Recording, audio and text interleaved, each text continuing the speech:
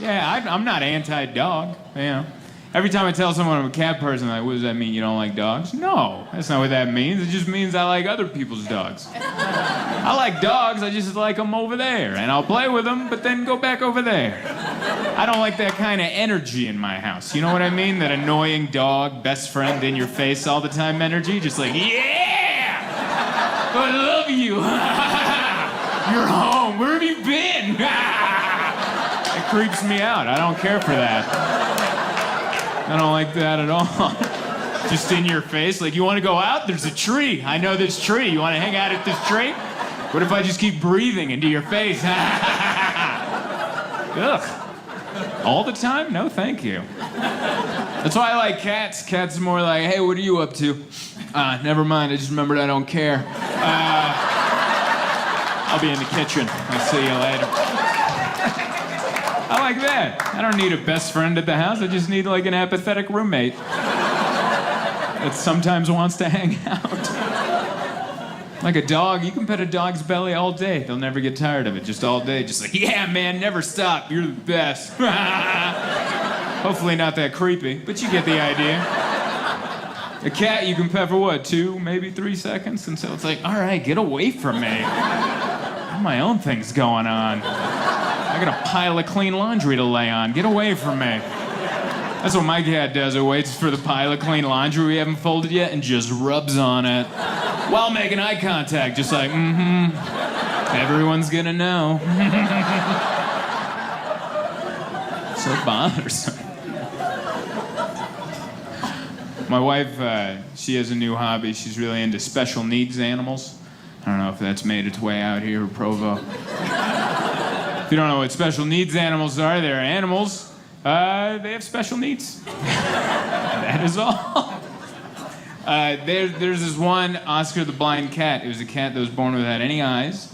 And they have a like page on Facebook. And my wife goes on there every day and cries. And that's what she does for fun. That's what she does for a good time. And it's weird, because I come home and she's just on the computer like, and, you know, me being a guy, I always think it's something I did. And then she goes, no. And then she turns the computer, and it's Oscar the Blind Cat. And you're like, look at Oscar. And he's adorable. He has no eyes. Just, and I'm like, oh. And then she goes, I want a special needs animal. I want one. I'm like, you don't ask for one. You get bestowed one. Because I don't know, where do you can't just go to the pound and be like, hey, what do you have in the back? Like, that's not how that works.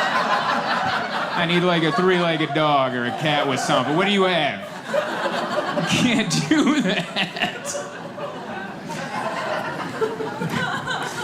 That's why, you know, we got Jessica at the pound. That's where we got Jessica. And we didn't name her Jessica. They named her at the pound. And people always ask, like, why don't you change your name? Because that's wrong. You don't change someone's name. That's rude. Like, if you adopt a kid from another country, you can't just be like, yep, can't pronounce that. Your name's Jeff now. That's rude. You learn that person's name. So I got a cat named Jessica. Very much a fan. Jessica's overweight. She weighs more than she should for a cat, which sucks, because when people come over, no one blames the cat in that scenario. You know what I mean? No one comes over and goes, what happened here, sweetheart? A little heavy on the carbs? No, they look at you and they go, what'd you do to her? And that's not fair, because I try. We have the laser pointer. I got the stick with the feather. I'm always running around my house. Come on, sweetheart, let's get the cardio going. But she's not that into it. My wife and I, we bought diet formula kibble. They make diet formula kibble, and they have rules. Just 1 cup per day, because you're on a diet, Jessica. We tried, but then at 2 a.m, Jessica would come into our bedroom at night, climb onto our bed, and then stand on my head. 22.5 pounds of her, you guys, on my skull. And she would come down into my ear and just go, meh, meh. And I'm like, yeah, you're right, this diet is over. I had no idea that's how you felt about it. I apologize. I am getting up right now and cooking you some bacon. Let's get after it. I don't have any children, but if I'm out in public and I see a parent of an overweight child, I make eye contact and I go, I get it. Does that little fella stand on your head at night and scream in your ear? I get it. Give him what he wants. We need our sleep. My wife and I, we sleep on a memory foam mattress. That's what we sleep on. Anyone else here rocking the memory foam mattress? It's the best mattress in the world. It's the most comfortable, is it not? It's the best. That mattress is made for sleeping and sleeping only. Don't do anything else on that mattress. It was not created for that. That is not why scientists came together. It's made for resting comfortably, and that is it.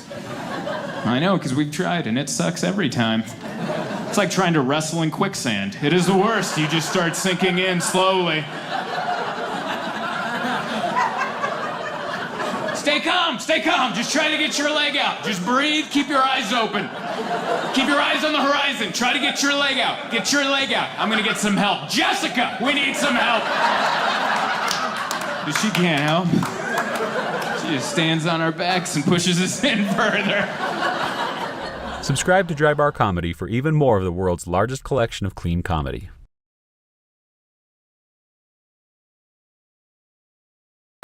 This is great. This isn't my first time in Tucson, but it's my first time playing in a haunted house. So that's pretty exciting. That's where my career's at right now.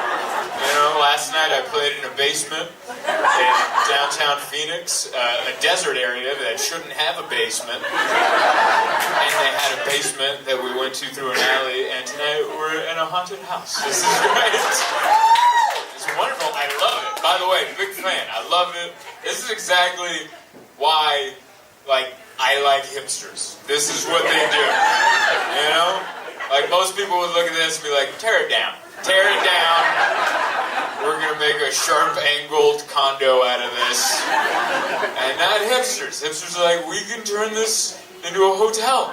And a music venue. And a bar. And another bar. And a coffee shop. And a bar. More bars. What if you can drink everywhere? Exactly what they did. And I love it, because everyone who works here is an authentic hipster. They're not the fake ones who just got the ears for no reason. You know, they weren't trying to fit in. They got them. They're real hipsters. Like, they're polite and not polite, all at the same time. That's a real hipster. Real hipsters have customer service and bad customer service in the same sentence. That's how it is. We checked in, they smiled through a mask. I could tell because the crinkles in the eyes. That's how you can tell when someone smiles with the mask on. And then they're like, welcome, and here's the rules.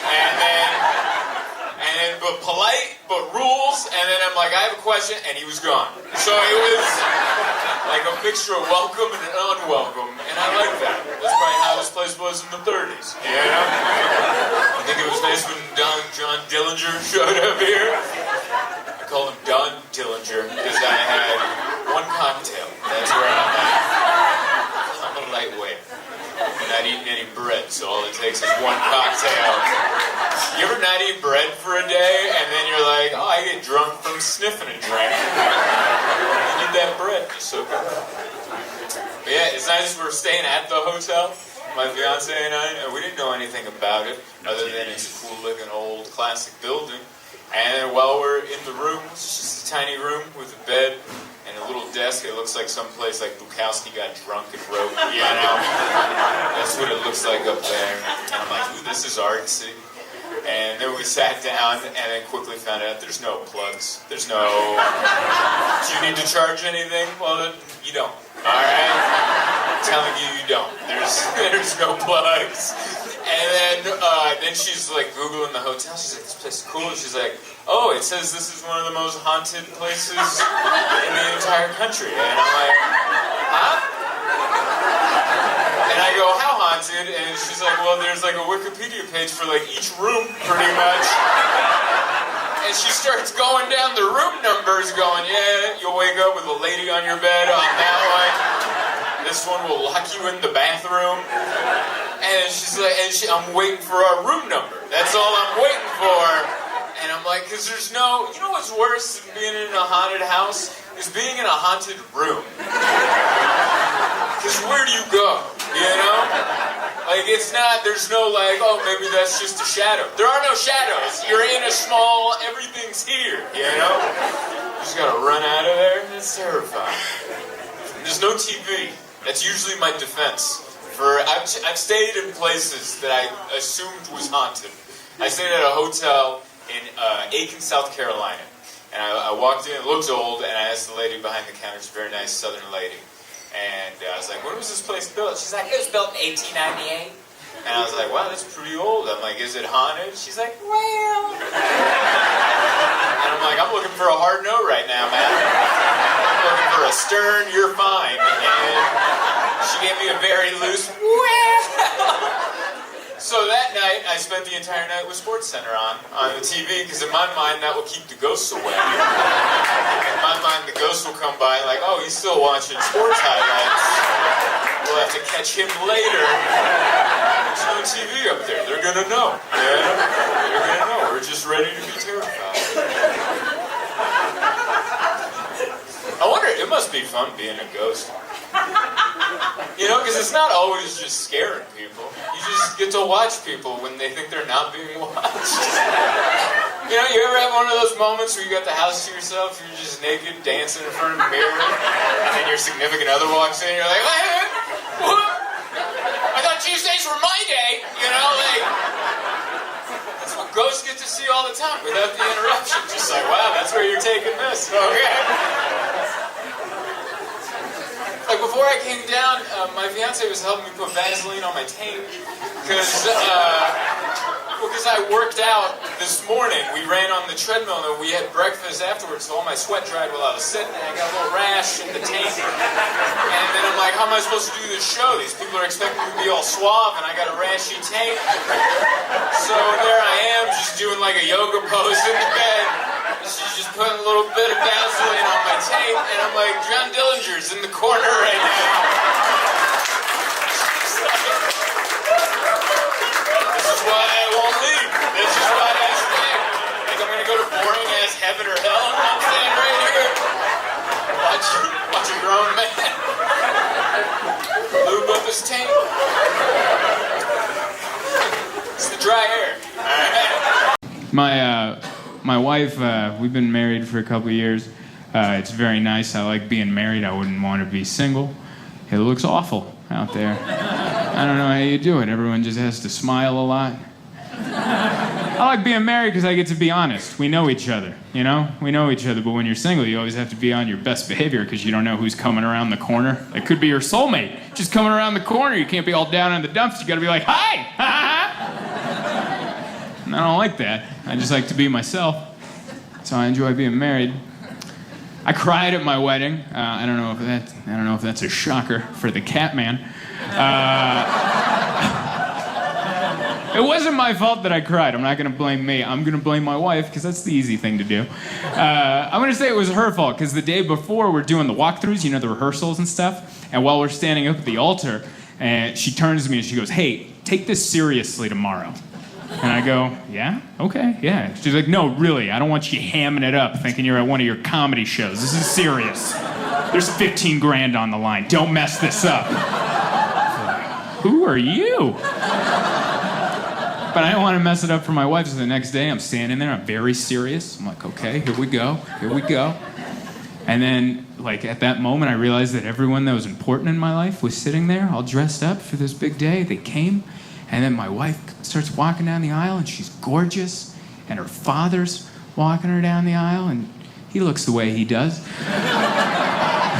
There's a guy off to the side playing acoustic guitar as they're coming down. And he's not playing, like, Metallica riffs or something hard. He's playing, like, Butterfly Kissy coffee shop music. And all of that tornadoed into a thing. And at that moment, I realized I've been using comedy to hide my emotions my entire life. What an awful time to find that out. And I just started crying. Not a little bit, not like a respectable one tear, oh, he has a heart. Like ugly, like a, like everything came out. Everything I never cried about before came out. There's a parakeet that died in middle school that I never fully mourned. I was like, squawker, no! Like everything came out. Thankfully, one of my groomsmen called me a wuss during the ceremony. just very quickly went, wuss! And I'm like, oh, he like zapped me out of it. And I was like, thank you, that is why you guys are here. I need to be a man right now and marry my wife.